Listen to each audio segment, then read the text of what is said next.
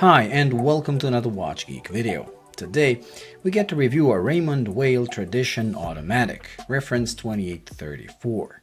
This is a discontinued model that I actually got as a part of a trade together with another watch.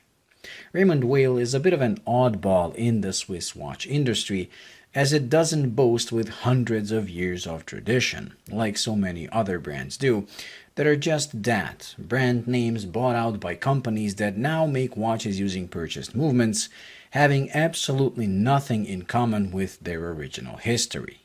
This is one of the reasons I like Raymond Weil. They're not trying to be something they're not.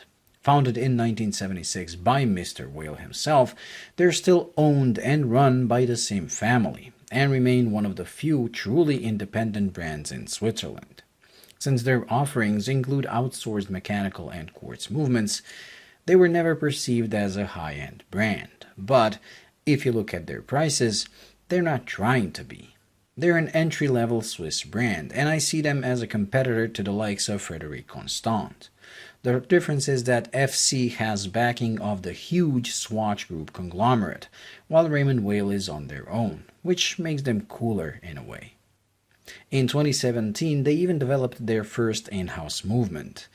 Although I wouldn't really call it in-house, as it was made by Sellita. It was more an exclusive movement made for them rather than a true in-house movement made by them.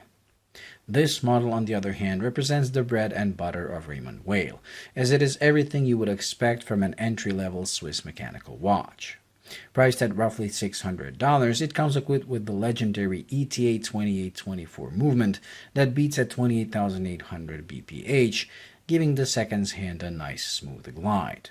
It also comes with both hacking and hand winding, although hand winding is something you don't want to use too often on these.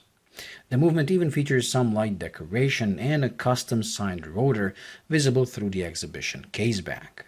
Thanks to the modest size of the case, the movement doesn't look too big, but just right. With 36.5mm in diameter and 44mm lug to lug, this is considered small by today's standards, but on my 6.9-inch wrist it looks just perfect, especially for this style of a watch. And this style is the thing I like the most about it. It is as classical as it can be, with round polished case and thin straight lugs. The crown even has some protection in the form of these integrated lug guards that follow the flow of the case, making them almost unnoticeable. The classical design is continued on the dial and hands as well, with a printed Roman numeral dial and simple baton hands. The outer seconds and minute track gives a bit of flair to an otherwise very minimalistic look. The writing is kept to a minimum, and even the Swiss-made inscription is almost impossible to see, which I love. Although the dial background seems a pretty simple off-white, when you get closer you notice it has sand-like texture. This sand effect is even more noticeable in the sunlight, as the dial comes alive with a sparkling effect.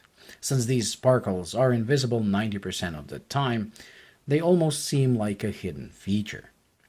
Usually I don't comment on buckles that come with watches, but this one really looks original and classy, with a unique shape and a deeply engraved Raymond Weil inscription, making the watch feel just a bit more special. Although many will say there is nothing special about this watch, its blend of high-quality materials, tried and tested movement, and such a classical design makes it an excellent dress casual watch. It almost looks like a poor man's Patek Phillipe, and although I got this watch as a trade and wasn't planning on keeping it after I make this video, I noticed it has grown on me and hasn't left my wrist in weeks, so I'm worried it might end up staying in my collection. Well, that completes this week's video, so thank you for watching. I hope you enjoyed and found it useful. If you did, please like and subscribe, and until the next video, bye.